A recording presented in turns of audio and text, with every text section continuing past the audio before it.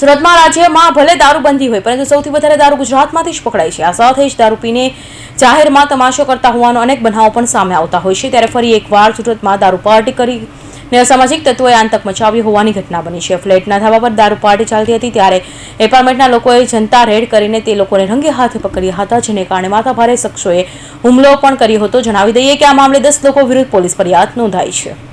સુરતના ગોપીપુરા વિસ્તારમાં અસામાજિક તત્વોએ દારૂ પીને જીવલેણ હુમલો કર્યા હોવાની ઘટના સામે આવી હતી। કાગડવાડા એપાર્ટમેન્ટમાં માથાભારે શખ્સોની ધાબા પર દારૂ પાર્ટી ચલાવી રહી હતી। તે દરમિયાન ફ્લેટના રહેવાસીઓએ જનતા રેડ કરી રંગે હાથ પકડ્યો હતો। ત્યારે ધાબા પર દારૂ સાથે જુગાર પર રમવામાં આવી રહ્યો હતો। ધાબા પર અચાનક જ એપાર્ટમેન્ટના લોકોએ છાપો મારી દારૂ પાર્ટી ઝડપી પડતા જુગારીઓમાં ભાગદોડ મચી ગઈ હતી। એપાર્ટમેન્ટના લોકોએ માથાભારે શખ્સોના રંગમાં ભંગ પાડતા રોષે ભરાયા હતા, જેને લઈને માથાભારે શખ્સોએ જનતા રેડ કરવા આવેલા રહીશો પર જીવલેણ હુમલો કર્યો હતો અને વાહનમાં તોડફોડ કરી હતી।